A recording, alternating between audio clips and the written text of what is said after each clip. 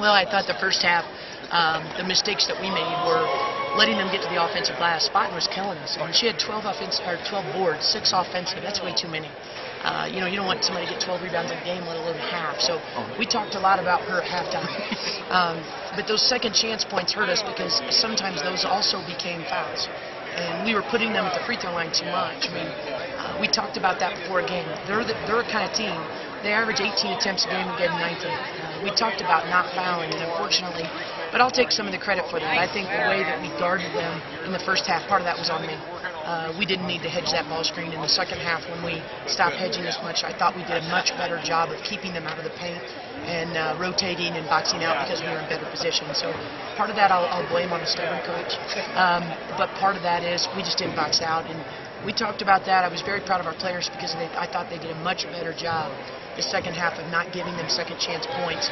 I was very proud of our post players the second half because I thought the first half their post players kind of had their way. Second half I thought we really clamped down and did a much better job. Something that I thought was very, very interesting was Toledo was hitting threes from everywhere, including the parking lot in the early stages of this game. And that has a tendency to give girls confidence, maybe in some cases too much confidence, where you know that the three-point shot, even though it's a great equalizer, and you've had a lot of girls that can hit them through the years, while it can certainly lead you to victory, it can also be undoing if you're not careful. Case in point, Colorado State 3-point. Well, and I would agree. I think the thing it was nice to see us hit them because, obviously they watched the Dayton game. And Dayton really camped out in the paint. There were 4 people usually in the paint, and we did a much better job of finding the open person and taking the shot. I laughed with Bobby Knight doing a game the other day, and he said, one of the worst things is one pass three-point shot. And, you don't really want to get into a habit of that. But I thought at times we really worked it and got great looks. When you've got a great look, let's say we drove and kicked back for a 3, I can handle that because we forced the defense to rotate. But I was very proud of Riley McCormick. I thought she came in and really gave us some good points and played some very good minutes for us tonight. And we needed that. And she kind of got everybody else going by hitting a couple threes early. But it was good to see us hit good from 3, especially after looking at our three-point percentage the first 2 games, where we need to improve those at the free throw line. It's inexcusable what we shot tonight from the free throw line, especially after shooting 85% last game. I had such the warm fuzzy after 12 or 14 against Dayton, and I thought, you know what, if the foul shooting is somewhere near 70 to 75%, then fantastic.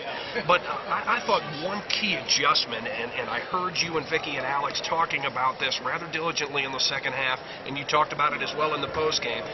Colorado State had 20 points in the paint in the first half, only 6 in the second. I would agree. And, I think one thing that I was really proud of our players is Martin's a great post player. And we really focused in on her tonight, and we didn't want to let her get loose. And, we did say we were going to challenge the point guard to step up and make some shots. Well, guess what? She did. But we still held Martin to 2 points, and, for the most part, we kept her off the boards. I'm proud of that aspect. We forced somebody else to have to step up. I just didn't expect Spotton to go off the way she did. But there's a lot of good things that came from this game. The first one is learning how to win on the road. Home teams are always going to make it interesting if you let them back in the game, and we did that. The crowd started to get behind them, but our players kept their composure this time. And I want to compliment my bench. Last game, I really got on them about how silent they were. They weren't giving energy. They were tremendous tonight, and I think they were a big key on us winning. Something else that I thought was an absolute huge key was the substitutions tonight. You did them 4 at a time. Now, something we didn't talk about in the pregame show was the altitude. I don't know if it's as big a problem in Fort Collins as it is in Denver metropolitan area, but you had to have fresh legs at all times tonight. Obviously, these girls are used to the altitude. You aren't, and as a result, you kind of had to turn this into a war of attrition. Well, I would agree, and I'll be honest, I did not mention it to the team, but I talked about it with our staff, and I was going to sub pretty frequently so that we had fresh legs on the court, because I really wanted it to be more of an up-tempo game. And I thought if we did a pretty good job on the boards that we could get out and run. At times we did, at times we didn't. But I really thought that it was good to see some fresh legs out there.